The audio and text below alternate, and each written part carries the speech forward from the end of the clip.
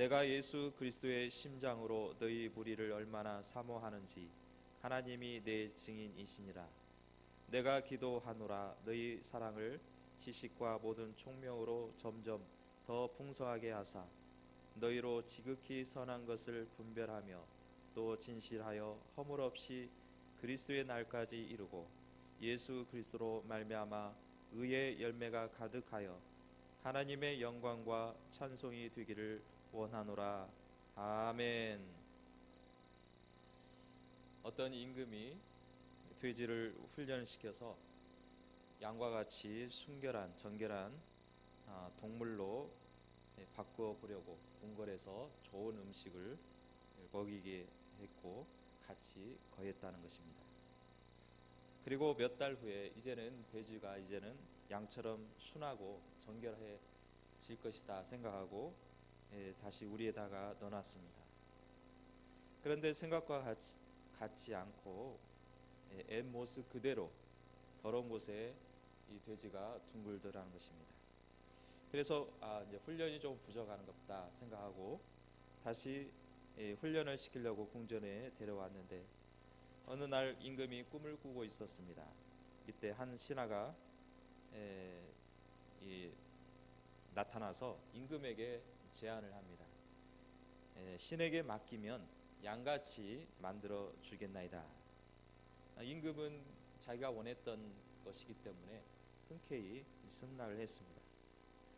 그러자 이 신하는 돼지의 심장을 꺼내서 양의 심장을 대신하여 넣게 되었는데 그 돼지가 그렇게 심장을 바꾸더니 정결한 마음을 가지고 양처럼 더러운 곳에 가지 않더라라는 것입니다. 왕은 신기해서 하하하 웃다가 꿈에서 깨어나게 되었다라는 것입니다. 왕은 더러운 것을 좋아하는 심성을 바꾸기 전에는 아무리 훈련하고 교육해도 소용이 없다고 생각하고 돼지 훈련을 시키는 것을 단념했다라는 이야기가 있습니다. 이 이야기를 통해서 볼 수 있는 것은 마음을 바꾸지 않으면 아무리 훈련을 한들 변화하기가 어렵다는 것을 교훈하고 있는 것입니다. 고대에는 마음이 어디에 있느냐, 신체 어디에 중심을 자리 잡고 있는가라는 물음에 대부분 심장에 있다라고 생각을 합니다. 유대인들은 그 마음이 내장에 있다. 우리 신체 내부의 가장 안쪽에 들어있는 그 내장에 마음이 있지 않겠느냐 그런 사고를 가지고 있습니다. 우리 한국적 표현도 그렇습니다. 뭔가 막 가슴이 아프고 마음이 애달프면은 창자가 끊어질 정도로 아프다 이런 표현을 하는 경우가 있습니다. 일반적으로 마음을 심장에 염두에 두고 얘기를 하고 있는 것입니다. 인간은 심장을 가지고 있습니다. 심장은 지금도 내가 의식하지 하건 의식하지 않건 상관없이 심장은 쉬지 않고 지금도 박동하고 있고 또한 그 심장의 박동함에 있어서 이 피를 순환하게 함으로 생명을 유지하고 있는 것입니다. 만약에 심장이 지금 잠시라도 멈춘다면 우리가 일반적으로 얘기하는 그 심장마비라고 하는데 심장이 멈추면은 우리는 바로 죽게 되는 것입니다. 심장은 피를 온몸에 순환을 시켜서 각 필요한 부분에 영양분을 공급해주고 또한 우리 안에 쌓여있는 노폐물을 배설해주는 그러한 역할을 펌프 역할을 하는 것이 바로 심장인 것입니다. 그러기 때문에 심장은 신체 기능 중에 가장 중심 부위에 자리 잡고 있고 또한 심장을 통해서 우리의 어떤 감정에 따라서 심장의 박동수가 달라지기 때문에 심장에 인간의 마음을 상징하는 것이 바로 이 심장으로 표현을 하고 있습니다. 우리 안에 뭐 급한 마음이 있으면은 심장이 갑자기 두근두근하고 상당히 빠르게 펌프질을 합니다. 반면에 또 느긋한 마음을 가진 것은 심장이 느긋하게 박동을 합니다. 또 부드러운 마음은 또한 우리 마음으로 하여금 이 심장에서 우러 나오는 것을 볼 수가 있습니다. 아이들은 우리 어른들과 달리 어른들은 박동수가 비해서 어린 아이일수록 심장 박동수가 상당히 빠릅니다. 그래서 이 아이들이 뛰어놀고 그렇게 분주하게 움직이는 것은 심장이 그만큼 빨리 뛰고 있다는 것을 보여주고 있습니다. 또 청소년들을 보면은 음악들이 상당히 비트가 있고 또 보면은 음악이 느긋한 발라드풍보다는 좀 빠르고 템포가 빠른 그런 음악을 선호하는 것도 바로 이 심장 박동수와 관련을 가지고 있다라는 것입니다. 바울은 빌립보 교인들을 향해서 이 사랑이 그리스도의 심장으로 사모했다 이렇게 고백하고 있습니다.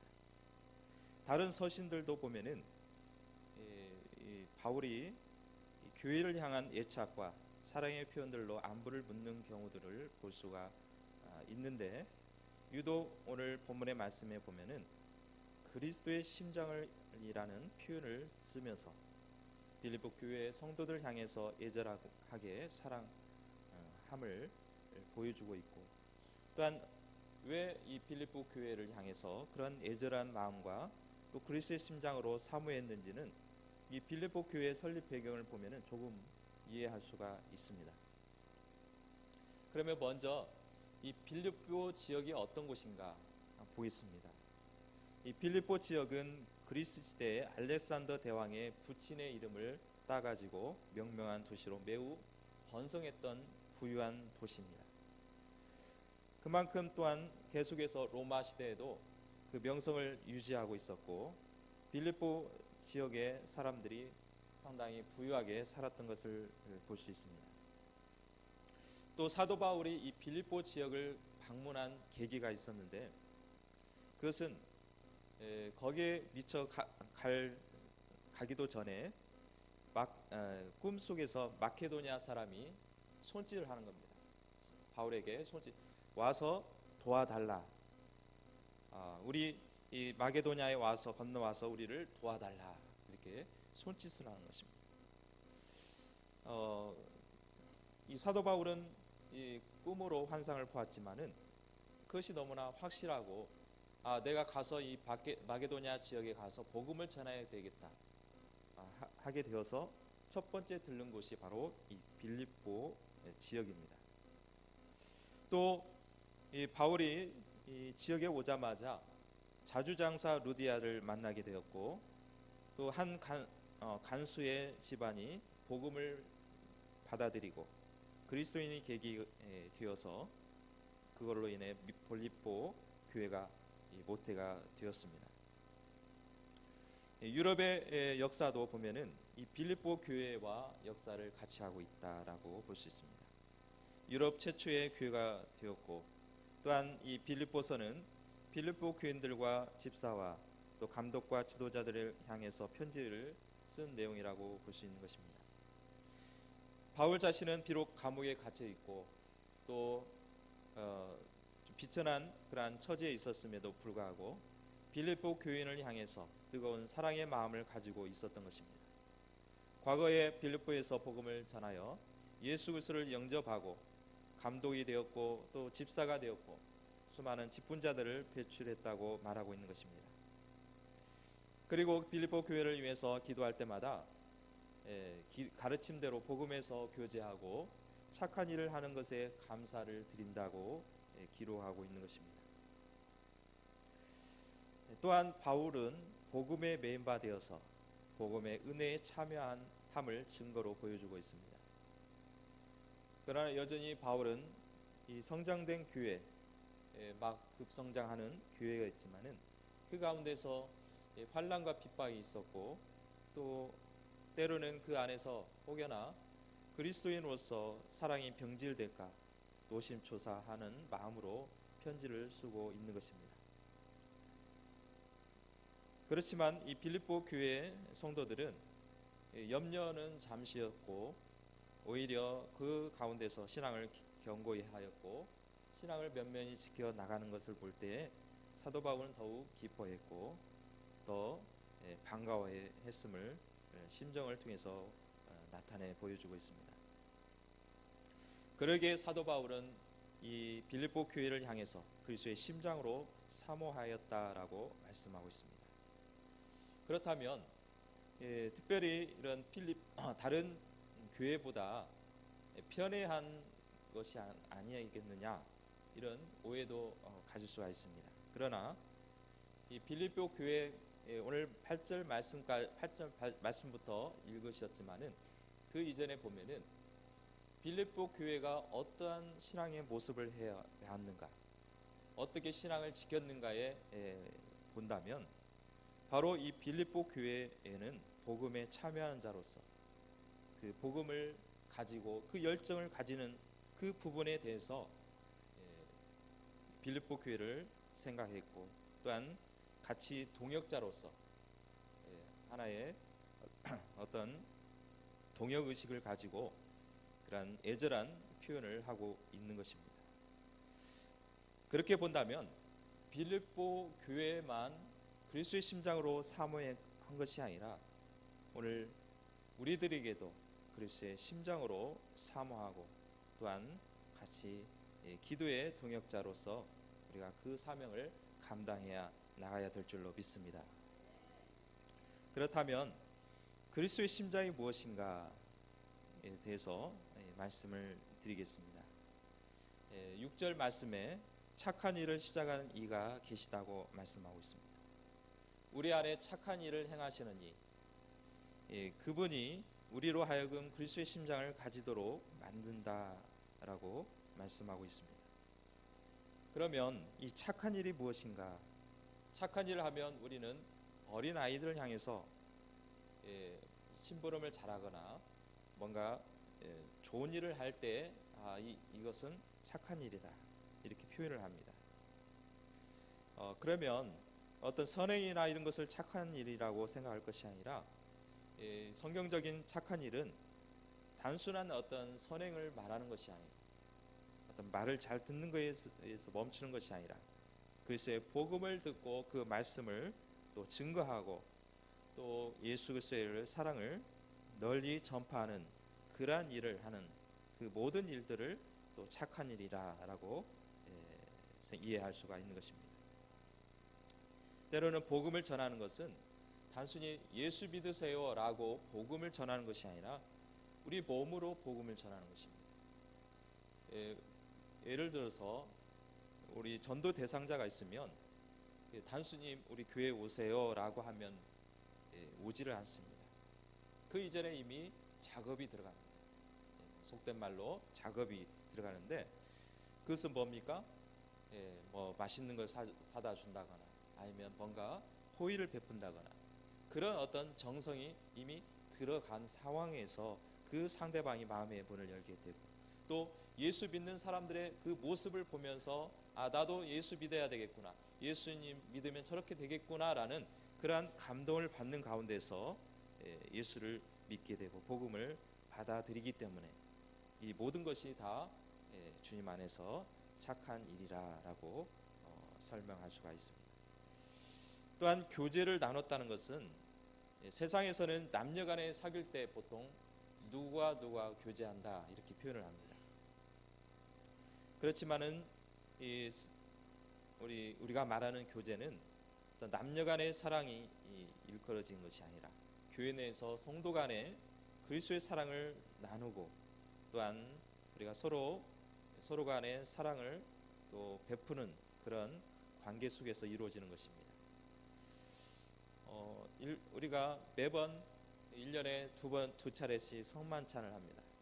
예수님의 피와 살을 상징하는 떡과 잔을 나누는 것도 우리가 예수님의 안에서 한 형제요 한 자매인 것을 서로 확인하고 또 그러한 사랑을 또 나누는 예수님의 사랑을 베푸는 그러한 예식으로 우리가 지켜지고 있습니다. 그렇기 때문에 이 교제는 주님이 오시는 그날까지 우리는 쉬지 말아야 될 것이고 또 주님이 오실 때까지 우리는 계속해서 교제를 나누고 또 서로 간에 교제를 나누다 보면은 희생과 섬김이 있어야 되는 것입니다. 이 모든 것은 착한 일과 복음의 교제함은 우리 안에 그리스도의 심장으로 주님을 사모했기 때문에 그 결과로 나타나고 있는 것입니다. 세상의 에로스 사랑은 순간의 불꽃처럼 타다가 사라지는 것입니다.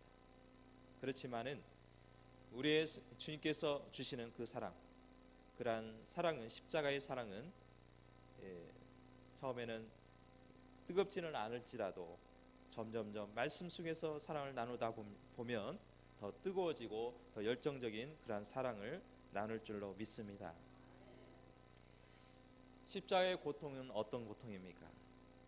십자가의 사랑은 바로 이 십자가의 고통에서 찾아볼 수가 있습니다. 십자가의 고통은 못을 박혔기 때문에 고통을 당한다고 이해를 할 수 있습니다. 그러나 이 십자가의 고통은 그러한 못을 박히는 것도 고통스럽지만은 그 뜨거운 태양빛에서 그 열기 속에서 그 열기가 그 피로 전달이 되고 또 심장이 터질 듯한 그 고통과 또 궁극적으로 숨이 막혀서 죽는 것이 바로 이 십자가의 형틀입니다. 예수님은 하나님의 아들로서 죄도 없으신데 의인으로서 고통을 감내했습니다. 또한 이 많은 대중 속에서 조롱을 받으셨습니다. 또 수치를 당하셨지만은 그 가운데서 견딜 수 없는 그 고통 속에서도 예수님을 사랑을 베풀어 주셨고 또 열정적으로 그 예수님의 사랑을 보여주고 있습니다. 우리가 잘 알고 있는 이 영화 중에 패션 오브 크라이스트라는 영화가 있습니다. 이 뜻을 풀이하면 패션은 열정이라는 뜻입니다. 예수님의 열정, 그것은 십자가의 죽기까지 희생을 열정으로 표현을 하고 있습니다. 억울하게 죄를 뒤집어 수임을 당하셔도 원망하지 않으시고 또 저주하지 않으시고 오히려 저들의 죄를 용서하여 주옵소서, 저들이 하는 일을 알지 못하나이다 라고 하나님 앞에 기도하는 모습을 볼 수가 있습니다. 바로 그리스도의 심장은 우리 죄인들을 사랑하는 열정과 또한 영원히 변치 않으신 사랑이라고 말할 수가 있는 것입니다. 사도 바울은 그런 그리스도의 사랑으로 사모하고 있습니다. 세월이 지나고 세상이 지나면 흐지부지한 사랑이 아닌 영원하신 그리스도의 사랑으로 갖고자 한 것입니다. 우리는 그리스도의 심장이 없이는 복음을 전할 수가 없습니다. 나와 상관없는 사람에게 희생을 한다거나 시간을 들여서 노력하고 투자한다는 것은 결코 쉬운 일이 아니라는 것입니다. 변질된 그리스도의 사랑을 우리는 회복해 나가야 됩니다.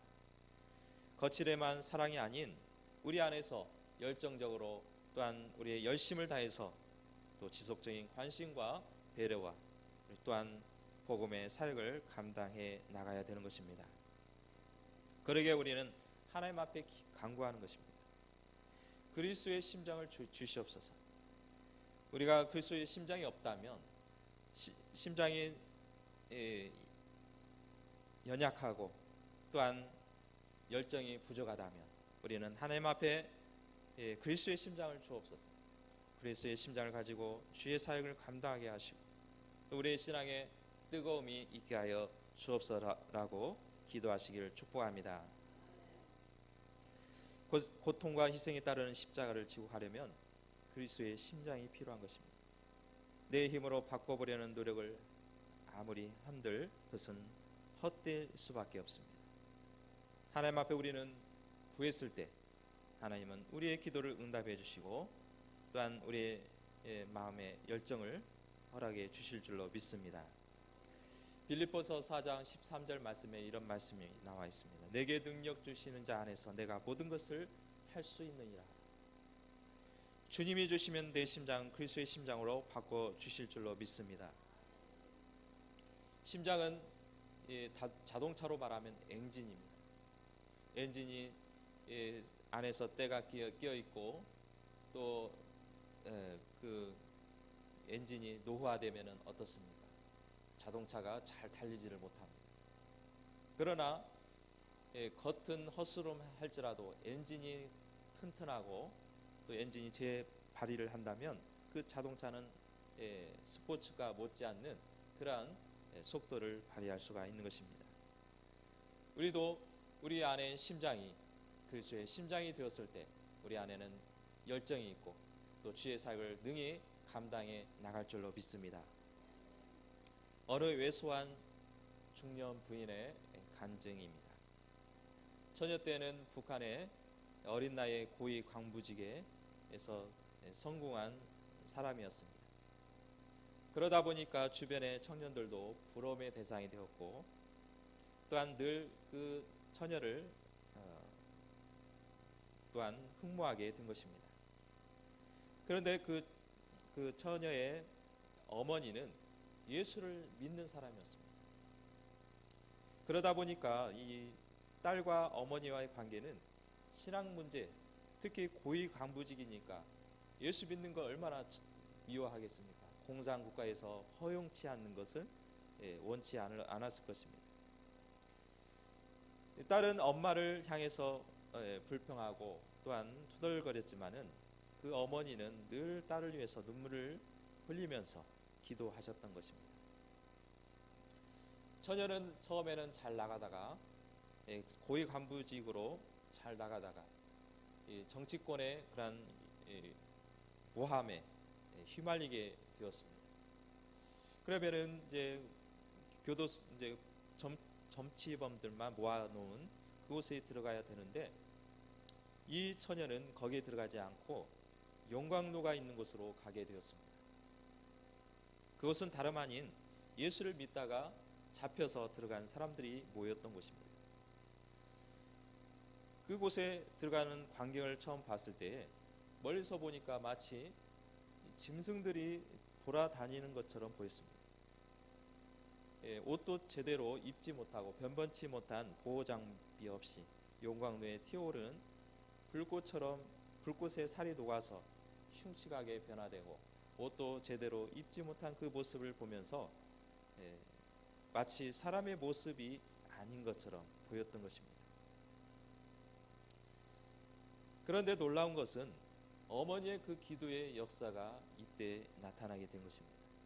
그 처녀는 예수님을 믿지 않았지만은 그 예수 믿는 사람들이 모인 곳이기 때문에 그 예수님의 믿는 사람과 같이 어울리면서 예수님을 만나게 되었고 또 예수님을 믿는 사람으로서 또한 신앙을 가지게 된 것입니다.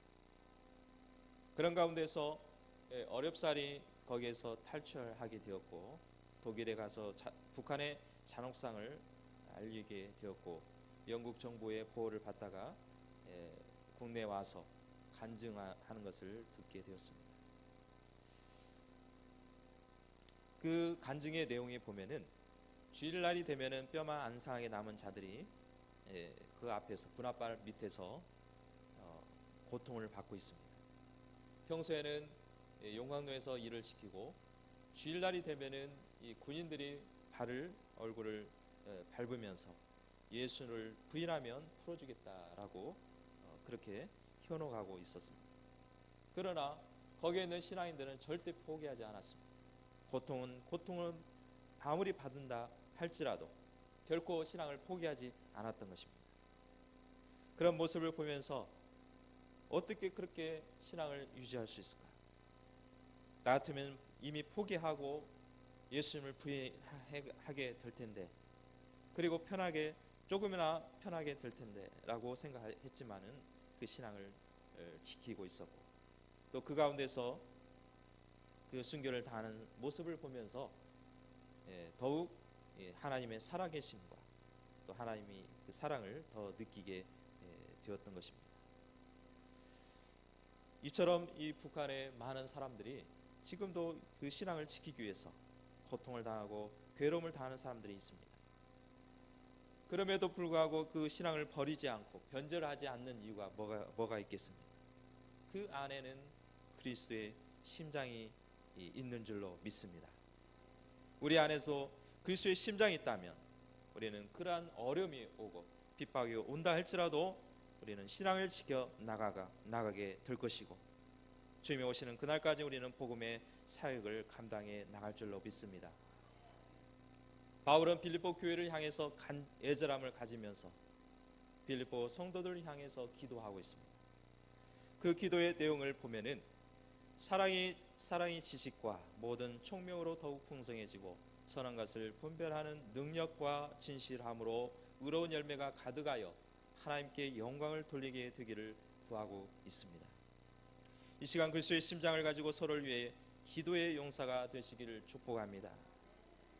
우리는 신앙을 지키고 또한 그 열정을 가지기 위해서는 우리는 서로를 위해서 기도해야 될 것이고 또한 그러한 믿음을 가지기 위한 기도가 쉬지 말아야 되는 것입니다. 그러면 이 기도에 사도 바울이 드렸던 기도가 무슨 내용인가 보겠습니다. 처음에는 풍성한 사랑을 위하여 기도하였다라고 말씀하고 있습니다. 사람의 방언과 천사의 말을 할지라도 사랑이 없으면 소리나는 꽹과리와 같다, 울리는 꽹과리와 같다고 말씀에서 우리가 이미 알고 있습니다. 풍성한 사랑에는 세 가지의 특징이 있습니다. 지식 있는 사랑입니다. 우리가 사랑을 베풀 때에 어떤 값싼 동정의 사랑에서 비롯된 것이 아닙니다. 내가 하나 사람에게 동전 하나 던져주는 그런 사랑이 아니라는 것입니다. 그리스도의 말씀을 듣고 그 말씀 속에서 그 말씀을 듣고 행하는 사랑을 말하고 있는 것입니다. 또한 이 사랑은 총명 있는 사랑을 말하고 있습니다. 다시 말해서 통찰력을 가지고 넓은 시야를 바라보고 하는 사랑입니다. 어떤 편협적인 우리는 사랑할 수가 있습니다. 보이는 사랑만 할 수가 있습니다. 그러나 이 사랑은 넓게 바라보는 것입니다. 상대방의 어떤 형편을 바라보는 것입니다. 또한 선한 것을 분별할 줄 아는 사랑입니다.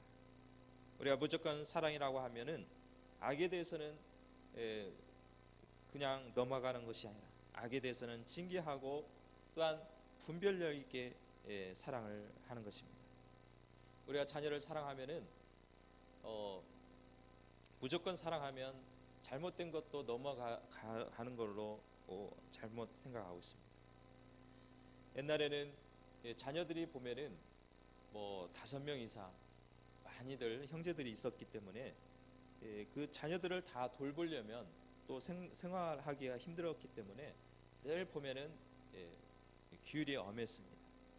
그런데 점차적으로 가다 보면은 아이들이 하나 둘밖에, 특히 이제 하나밖에 없을 경우에는 그 자녀에 대한 사랑이 너무나 더 진하기 때문에 자칫하면은 그 하나밖에 외동 아들이기 때문에 외동 딸이기 때문에 잘못한 것도 넘어가는 경우가 있습니다. 또 셋째를 하는 것도 쉽게 하지 못하는 경우가 있습니다. 그러나 자녀를 사랑한다면 때로는 잘못하면 꾸짖을 수 있고 또 매질도 할 수가 있는 것입니다. 그게 바로 자녀를 진정으로 사랑하는 모습입니다. 자녀를 사랑하기 때문에 때리는 것이고 자녀를 아끼기 때문에 잘되게 하기 위해서 또한 사랑의 매를 둘 수가 있는 것입니다. 이처럼 우리는 하나님의 사랑은 분별력 있는 사랑을 말하고 있습니다. 무조건 덮어주는 것이 아니라 그 가운데서 깨닫게 해주고 또한 다시금 사랑으로 보듬어주는 그러한 사랑을 우리는 해야 될 줄로 믿습니다. 이처럼 우리 성도들 간에 풍성한 사랑을 나누고 풍성한 사랑을 이루어 주시기도록 우리는 구해야 하는 것입니다. 또 두 번째 기도를 보면은 진실하여 허물이 없기를 구하였다라고 말씀하고 있습니다. 진실이라는 것은 빛에 비추어서 티끌이 없는 순수한 상태를 말하고 있습니다. 우리 스스로는 이런 순수성을 가질 수가 없습니다.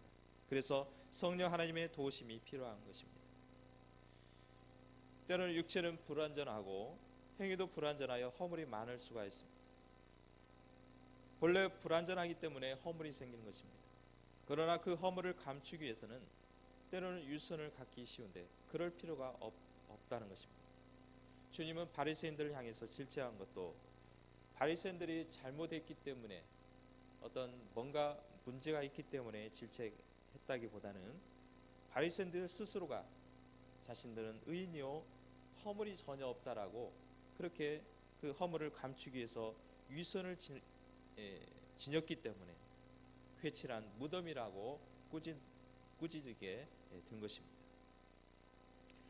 그래서 주님이 우리는 계셔야 되고 우리는 주님 안에서 세속에 물들지 아니하도록 순결을 지킬 수 있도록 기도해야 되는 것입니다. 또 마지막에 보면은 의의 열매를 맺기 위하여 기도하라라는 것입니다. 우리는 열매를 맺어야 됩니다. 오전에도 말씀을 들었듯이 작년에는 결실의 해가 되어서 열매 맺기를 위해서 기도했습니다. 또 새해는 추수의 해입니다. 해가 바뀌고 표가 바뀌어도 우리는 계속해서 열매를 맺기 위하여 기도해야 될 것이고, 특별히 성도는 하나님의 자녀로 자녀다운 삶의 열매와 성령의 9가지 열매를 맺기 위하여 기도하시기를 축복합니다. 동시에 우리는 추수의 기쁨을 누리며 또 추수의 그러한 기쁨을 누리기 위해서 우리는 간구해 나가야 되는 것입니다. 궁극적으로 우리가 기도하는 목적이 있습니다. 그것은 하나님 앞에 영광과 찬송이 되기 위하여 기도하는 것입니다. 관심과 기도와 실천이 따를 때 분명히 하나님께 영광이 될 것이고 의의 열매를 맺게 될 것입니다. 2015년 새해가 밝아졌습니다. 새로운 마음과 새로운 출발을 어떻게 하시고 또한 어떻게 작정하고 계십니까? 우리는 새해는 그리스도의 심장으로 무장되시기를 축복합니다. 우리 안에 그리스도의 마음의 엔진을 다루시기를 축복합니다. 나에게 그리스도의 심장을 가지도록 또한 사랑과 긍휼한 마음을 갖도록 우리는 기도해야 될 것이고, 그리스도의 심장으로 열정적으로 힘차게 출발하여 새해에는 더욱 기쁜 또 믿음의 사람으로 또한 열정적으로 주의 사역을 감당하는 저와 여러분들 되시길 주님의 이름으로 축복합니다. 기도하겠습니다.